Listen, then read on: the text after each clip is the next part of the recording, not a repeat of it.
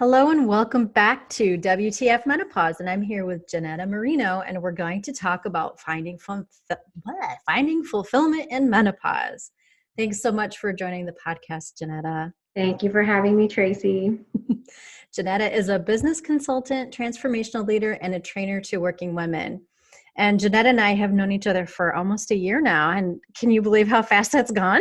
No, and I feel like I've known you for ages longer, and we are CEO sisters now. Yes, for sure. And we have been on a crazy wild ride this last year, but Ginetta has been someone who I have admired in this past year. And she seems to find a way to get shit done. And it's not just the stuff that she has to do, but the stuff that she wants to do. And I think that is really important because a lot of times in this time of life for us, there's a lot that we want to accomplish and we want to feel more whole and complete. And we're looking for ways to do that. And I think this is important. And that's why I wanted Ginetta to come on the show today. Thank you. So before we go into what you do, let's talk a little bit about your personal experience with menopause. So what has your experience been so far? So I am what I would consider perimenopausal. I am 41 years old. Okay. Nothing has formally shown up in my blood work up until this point, but when you know, you know. And my doctor kind of knows too.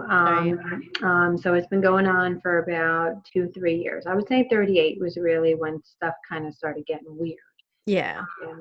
And so the doctor said to me, you know what, let's run a battery of tests. And then we did a battery of tests. And so nothing formally showed up in the blood work, but I just know I'm in the early stages. Yeah. And I've actually talked to other women who have had blood work done and they're not showing, formally, but it's just something feels off, something feels different. And I think 100%.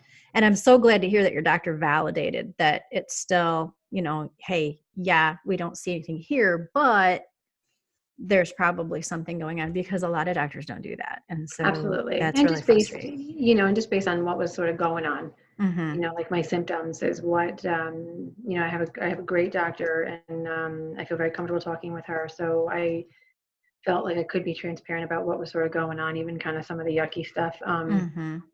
And that kind of validated it for me. So what kind of symptoms have you had so far? Well, so just very heavy periods and for a longer period of time.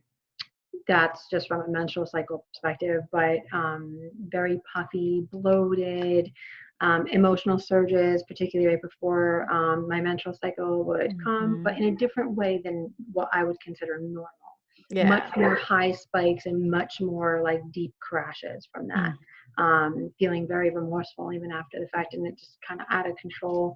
Short fuse, frustration, irritability, and then I had this very mild but very persistent, consistent headache that would show up about a week before, I would get my period. And then, but like none of the typical, since I was 12 years old, PMS kind of symptoms, these were all very different. Something new that was popping up for you. Very new, very new. And even just the way my body shape just changed. Yeah. Was very telling of what was going on internally. Yeah. So what have you done so far to kind of help alleviate those symptoms? So, and again, this is very early stages and there wasn't really a protocol medicinally to kind of take, except for some pretty stereotypical, like, okay, we can get you back on birth control, which come on, I'm kind of past that point at this time, or putting an IUD in. And I just really kind of didn't want to do that at this moment because it's not so, it's debilitating, if you will, where I wanted to get medicinal intervention.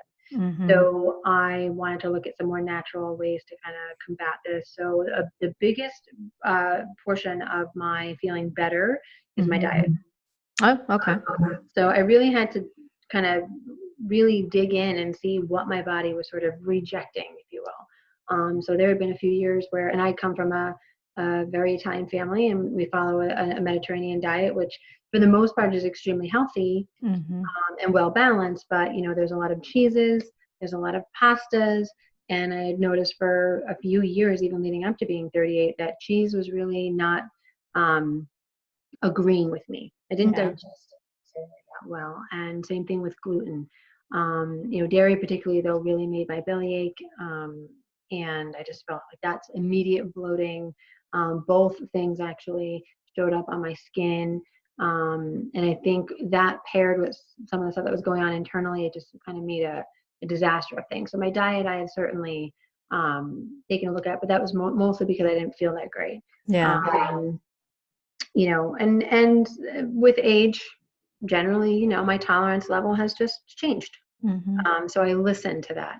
It's not that I don't cheat, I do, but I keep myself on a Monday through Friday kind of schedule that I keep clean as possible. And I won't drink wine either, like during the week, because I just know it affects me too. And on the weekends, I'll indulge a little bit, but I don't want to overindulge because I feel so good most of the time. I will also say that I added supplements to just my daily routine, which is a multivitamin. I take a B complex for some focus. I take a turmeric, that was for the bloating and some of the, when I stress, I tend to blow up a little bit. So that kind of counteracted some of the inflammation that was going on. And I do magnesium. Okay. Magnesium, a daily drink. It's called Calm. So from a diet perspective, supplement perspective, that's really helped me. And then I actually had to kind of bring in some spiritual stuff or ritualistic things to ensure that I was still connecting and making sure that I was listening to my body, to my soul as well. Because with this kind of came a jarring realization that I'm sort of leaving one part of my life and moving into another. And again, fully admitting that I'm, not diagnosed that I'm getting, into menopause. I'm very early on, but, how am I spending my time? And how am I going through the motions during my day? And am I happy? Am I exercising? Am I taking care of myself in different ways? Am I, pursuing things that bring me joy, that make me feel passionate, that make me feel like I'm on the track of, on my purpose of why I'm here. That's so huge, I think, to Huge. help us with our mind and our feelings, just because if we don't have that feeling of purpose or that feeling of sense of like we're doing something meaningful, whatever that may be, I think that really can create a situation where we're feeling worse physically in our bodies because we don't have anything kind of pulling us outside of that. And absolutely. So I think that's really key and critical for us. It is. And 90% of this is mental, emotional, soulful, spiritual. That's 90% of it. Your action just should be aligned with what that means and what your body and your mind and your soul are telling you to do. That's when we start to feel fulfilled. That brings on joy. And we all know that joy, sparks other things in our body physically that we react to our environment and what's around us and the situations around us in a more positive way. Oh, for sure. Yeah. And especially even with the mood swings and all the other emotional stuff that come that we don't feel in control of. I think having that practice, I'm finding makes a huge, huge difference in even when I do have a physical spike or something, it helps me to readjust. It helps me to take that step back.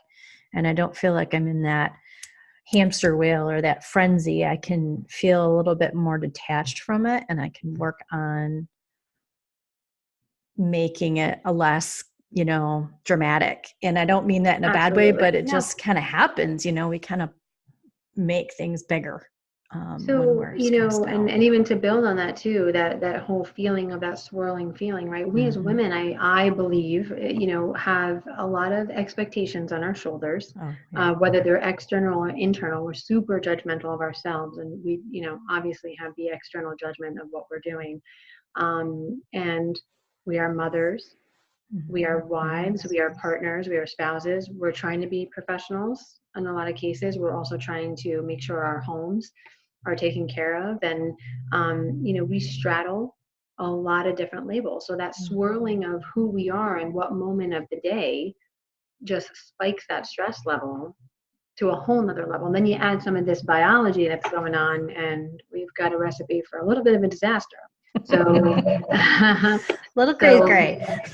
Yeah, exactly. So, this ritual that I have, and this little practice that I have has helped bring me back to center. And I know for myself, when I can quiet my mind, I can make really good decisions, even when things start to swirl. Yeah. I can be more flexible. Mm-hmm. So I've noticed a big shift in myself. Yeah. Yeah, for sure. Yeah.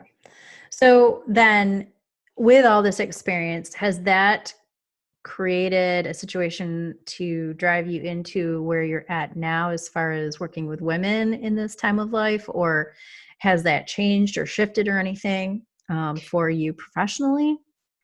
It has.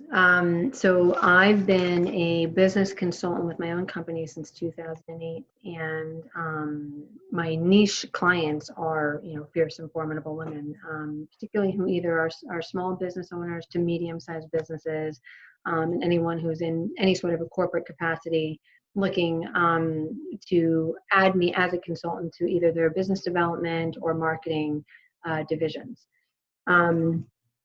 But what I've noticed since then, I became a mother. I got married first, and I became a mother too. And adding this new label and then looking at what I used to be, in one point in time, made me feel very boxed in, because I felt I needed to be a certain way, both professionally, that I had to show up in a certain way, and that I was being judged on the flip side of my availability or my skill set, or any of those things. And then from home, when I'm away from home, or even when I am home, am I 100% present in the moment, because I had responsibilities that I needed to fulfill. And I remember thinking that I wanted to be able to expand my portfolio of services one day. So I put everything on the shelf for a little while, but I wanted to expand my portfolio of services to help women like myself. But not only just mothers. I think this is a really important issue for all women in all different times of their lives. I remember being a young woman just starting my career and looking ahead of me to the women that were ahead of me in those positions, and either saying, I don't want to be her because look at what she's got going on and she doesn't have that balance of work and life. Or when I started my own business, it was really for job security, if you could believe it, because at the time that I started my company, the economy crashed, and I just wanted to create some, structure and safety for myself by being flexible and going out and building my business in that way. And to now I have a young daughter who's getting only more independent as she gets older, and I have a spouse that I love, and I want to be able now to create a lifestyle that's around my profession, but I want to be of service to women in a different way. You want to talk about business? I'm your girl. But if you want to talk about, your home life, your lifestyle, your romance life, whatever department of your life you want to discuss, I'm able to help you. I have the tools to do that. Yeah. Mm-hmm. So then, I guess, what is it that your mission, how do you see your mission to help women in this time so that they're able to find that drive, not necessarily find the drive, but find find that dream, purpose, maybe that purpose or that passion, right? And I think it's really important. And again, it's all times of life for women, I think. But I think for this particular group, if we were mothers, that time where the dependency, the codependency, I'll even say, the birds leave the nest. Yeah. And, I remember when my daughter was born thinking to myself, I only have 5 years till kindergarten starts. What the heck am I going to do with myself then? She's going to start her own life. Each year is only going to bring more time that she's away from me, right? And rightfully so. Yeah. And that's the point of being a parent, right? That's not all that we were brought to this earth to do, for the most part, or for most of us think that. So, but a lot of us sort of shelved our dreams or didn't want to pursue our passions because we felt our responsibilities lied somewhere else. But that also goes for the, the career-oriented mom or the career-oriented woman who spent her entire life, building a career or a business and is looking and saying, now what? Time is currency. Yeah. Just like energy. Where are we investing in it? And at the end of the day, if you can't, feel like what you're leaving behind, what your legacy is, and it's not the impact necessarily that your soul is telling you that you wanted to have, then we got to start making some changes. Yep.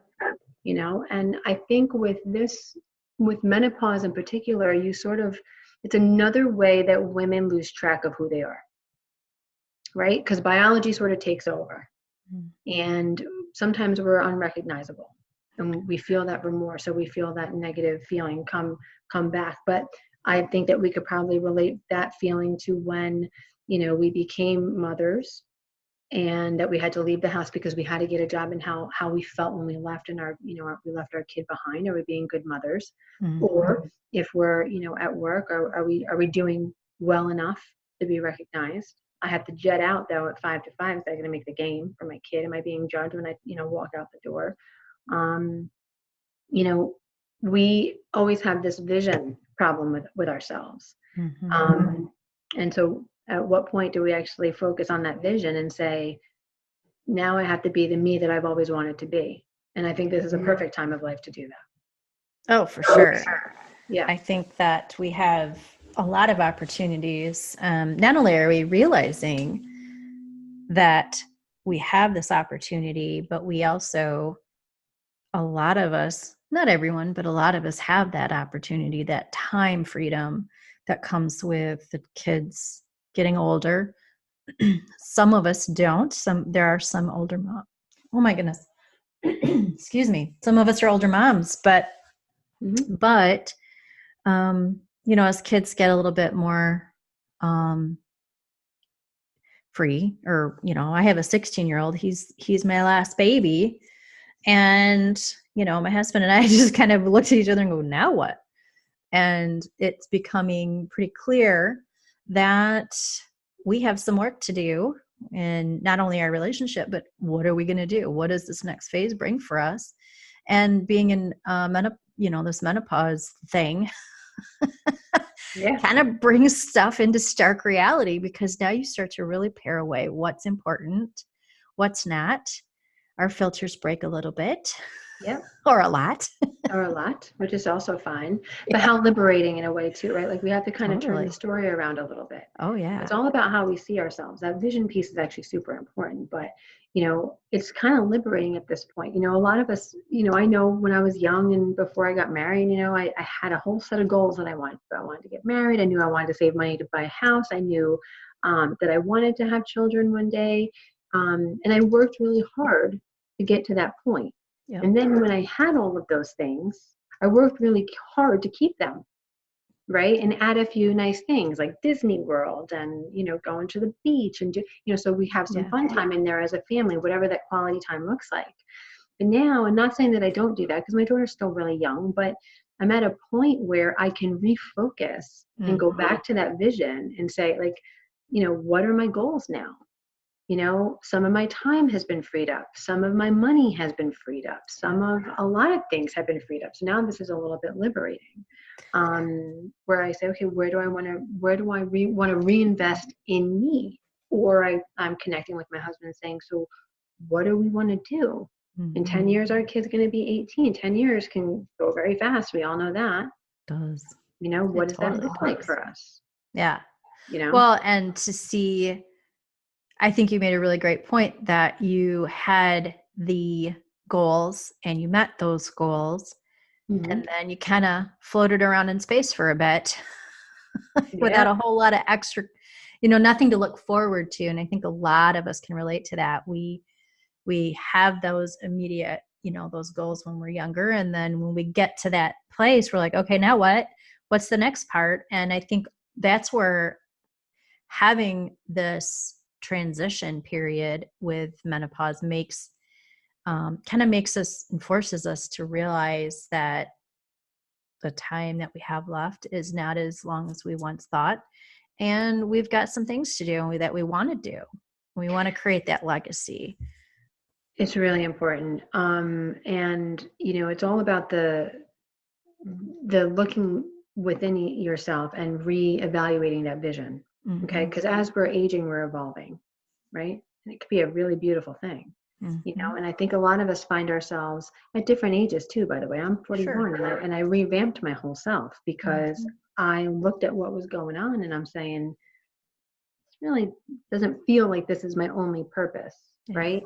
So we have to stop feeling guilty about feeling a certain way, that we're maybe less than fulfilled. Okay. Yeah. We checked off a bunch of goals. We accomplished it. We are successes. That doesn't mean that we stop. We still have a lot of life to live. And how do we want to live that life? And so, that's why I've added this new portion to my portfolio of services, because I want to be able to help people in different ways. Yeah. So speaking of success, what kind of success or what successes do women have with you from working with you? Wow, that came out completely backwards. So the successes that women have had working with you, what can someone expect if they wanted to work with you and see? Okay, restart. Okay. I can't believe I did that. Hopefully I'll remember to do that. You got this, girl. So, speaking of successes, what successes do women in this stage of life have working with you? So from a corporate level, as a business consultant, I've had success in clients marketing and business development and sales efforts, and, both in traditional methods and in this new modern digital era that we're in right now. And I am an expert in cutting through the clutter and getting down to the core of what that company wants to achieve and implementing strategies and tactics for optimal growth and consistent results. So what I've done is, and even for myself, this is why I am the expert in this, and why I can call myself the expert in this, is because, in business, we are completely evaluated by our numbers. Okay. Yeah. So my success is my client's success, which means their numbers are going up in all ways.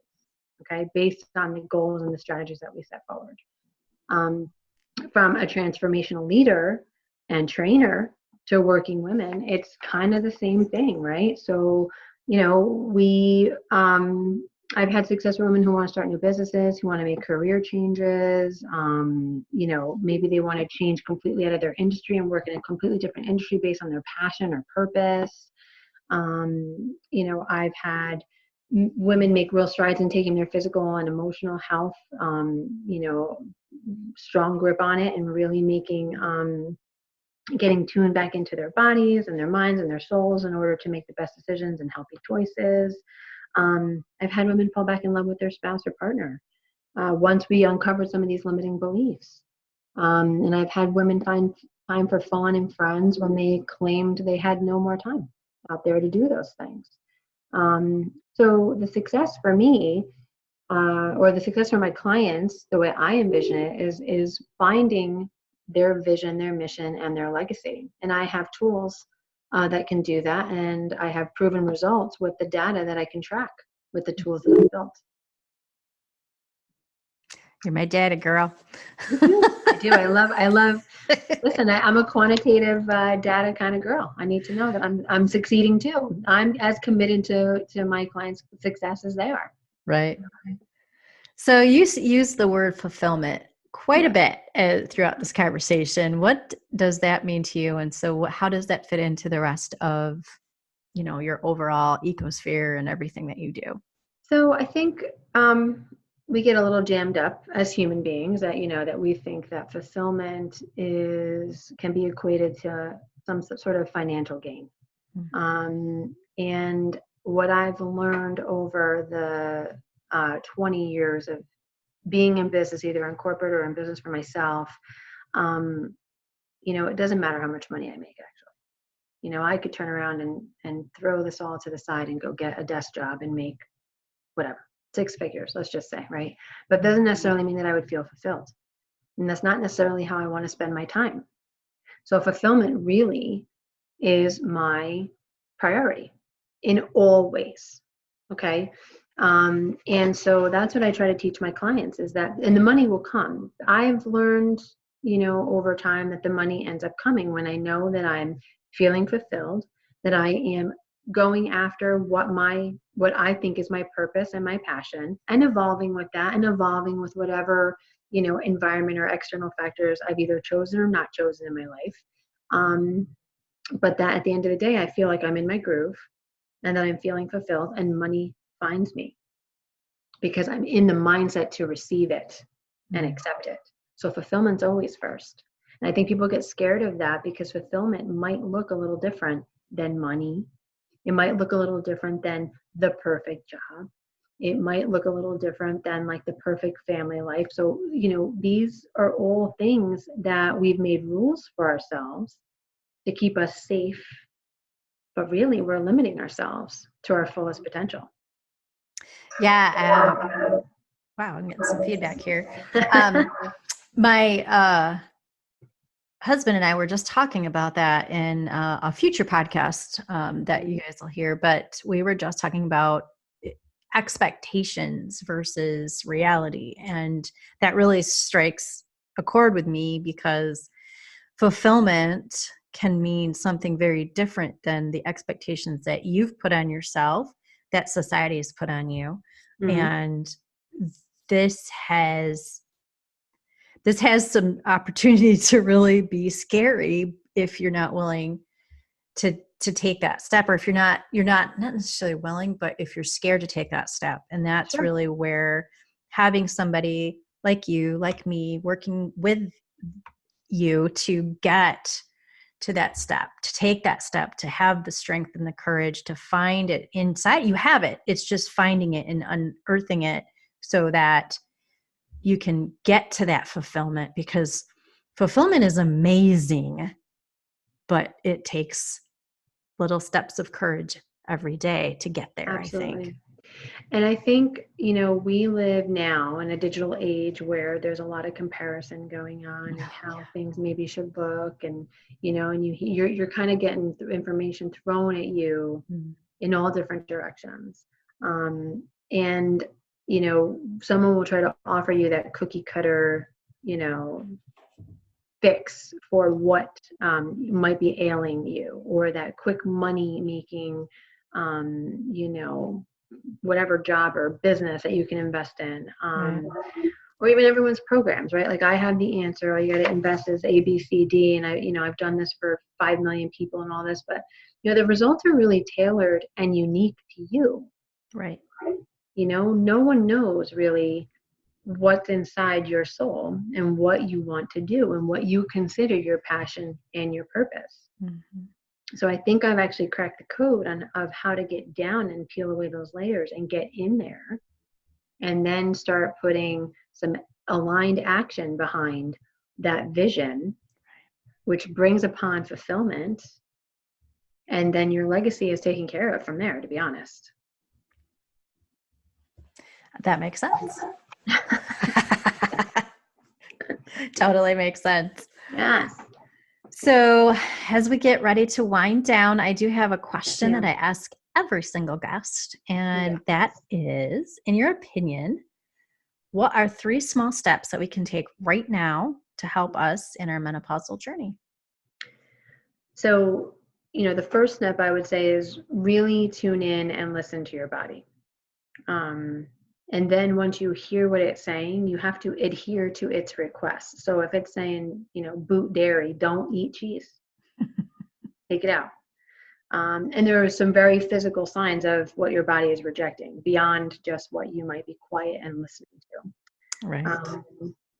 The second is listen to your soul and get really clear on the vision you have of yourself, and take action to get there every day. It doesn't have to be huge action. It's small action that makes the biggest impact on getting you to where you want to be for you. And 3, I would explore options between natural and medicinal intervention, and then do what's right for you. Could be a hybrid combination of both, one way or the other, but but again, that all goes back to listening to your body. Absolutely. And being your best advocate.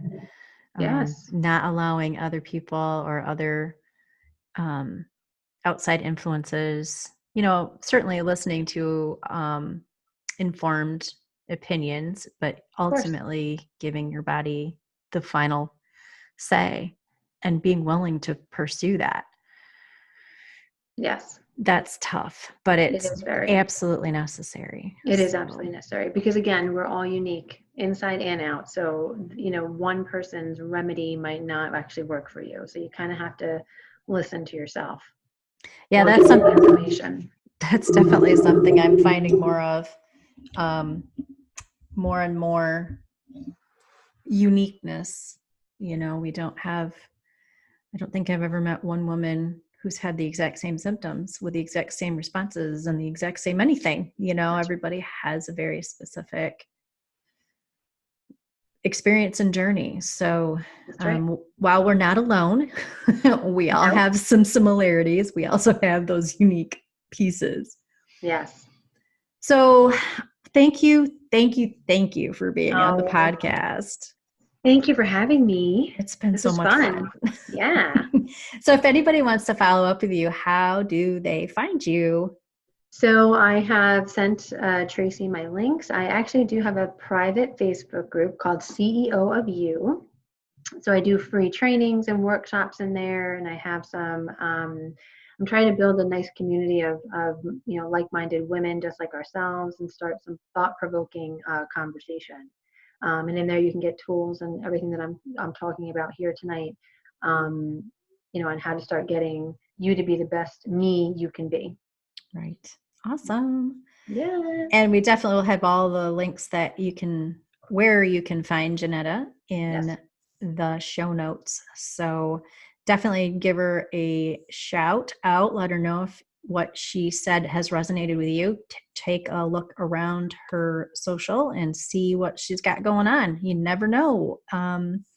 She just might be the answer. And thank you everyone for listening, and we'll talk to you next week.